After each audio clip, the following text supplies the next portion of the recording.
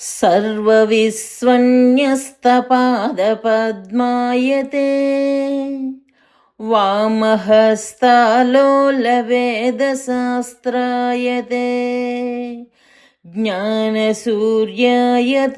दत्तरूपायते श्रीवेणुगोपालकृष्णाय वन्दनम्। श्रीवेणुगोपालकृष्णाय वन्दनम्। श्रीवेणुगोपालकृष्णाय वन्दनम्।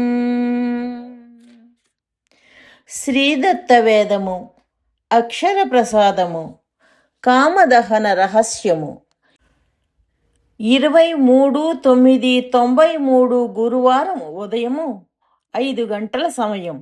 శ్రీదత్తవాణి స్వామి కామదహన రహస్యము ఇలా వివరించారు. నాయనా, శ్రద్ధగా విను. ఈశ్వర్ని కామదహనం కూడా సాధనను ఉపదేశించే అంతరార్థమే. పార్వతీ అను మాయ దేహమే శాశ్వతమని నమ్మకమును తమోగుణ జ్ఞానంతో, ఆ సౌందర్యాహంకార రజోగుణంతో ఈశ్వరుడను సాధకుడగు జీవుని సమీపించింది. అనగా రాజస తామసమాయ సాధక జీవుని ఆకర్షించును. అనగా సాధకుని రాజస తామస వ్యక్తులు చేరి సంసారము వైపునకు ఆకర్షింతురు. అట్టి రాజస తామస సంసారమునందు కోరికయే మన్మధుడు. ఆ కోరిక వెంట నుండు శ్రద్ధయే రతీదేవి. ఈ ముగ్గురును చేరి జీవుని సంసారమునకు ఆకర్షించుదురు. ఇట్టి తరుణంలో జ్ఞానస్వరూపుడును అగ్నిస్వరూపుడను మూలశక్తియునగు శ్రీ గురుదత్తుడను జ్ఞాననేత్రము ఆ జీవునికి తోడై ఆ కామమును దహించును. అప్పుడా పార్వతి తొలగిపోవును, రతియును నిరాధారయైపోవును. సాధక జీవుడు కామదహనము చేసి నైష్కామ్యమును సాధించుటకు జ్ఞానాగ్ని రూపుడగు శ్రీ గురుదత్తుడే కావలయును. క్రిందనున్న 2 నేత్రాలు కూడా సూర్య చంద్ర తేజోరూపములైనను చాలవు. క్రింది 2 నేత్రములే బ్రహ్మ సరస్వతులు, లక్ష్మీ విష్ణువులు, పార్వతీ పరమేశ్వరులు. ఆ 2 నేత్రములు పార్వతి యందు ఆసక్తములగును. అనగా ఈ జంటలు ఐహికములను ప్రసాదించుచు సంసారమున సంబంధమున జీవుని తగులుకొనున్నట్లు చేయుదురు. అగ్నియే సూర్యచంద్రుల తేజస్సులకు కారణము. అలానే శ్రీదత్తుడే ఆ పై జంటలకు కారణమై ఊర్ధ్వస్థానమున ఉన్నాడు. ఆయన ఆజ్ఞాచక్రమున అనగా నామరూప స్థానమున ఉన్నాడు. సహస్రారమున నిర్గుణముగానున్న పరమాత్మయే నామరూపములతో గూడి జ్ఞానాగ్ని స్వరూపుడై ఆజ్ఞాస్థానమున శ్రీ గురుదత్త రూపనామముల ఉన్నాడు.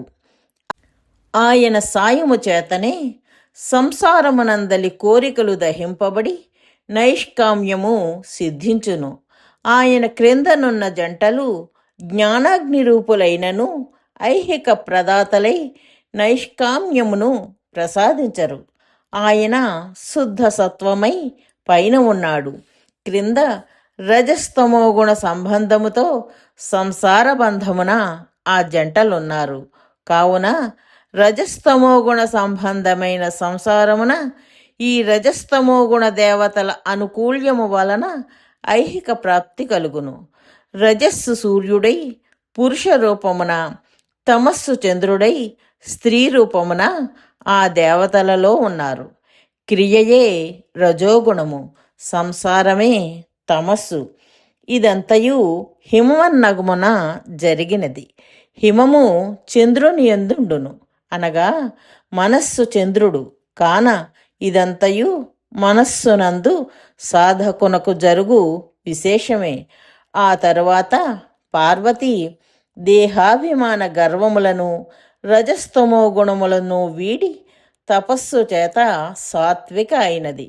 అట్టి పార్వతీయందు జీవుడగు శివుడు ఆసక్తుడైనాడు.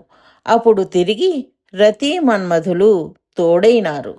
సాత్వికులనగా దైవమునందు ఆసక్తులైన భక్తులు, అనగా సంసారాసక్తులైన జీవులను విడిచి దైవాసక్తులకు భక్తులందు సాంగత్యమును పెంచుకొనవలయును.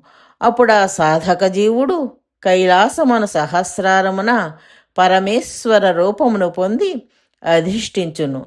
భ్రూమధ్య ఆజ్ఞాచక్ర శ్రీగురునందు సదా దృష్టి నుంచుటయే భ్రూమధ్య దృష్టి. ఇదే యోగ దృష్టి అనబడును.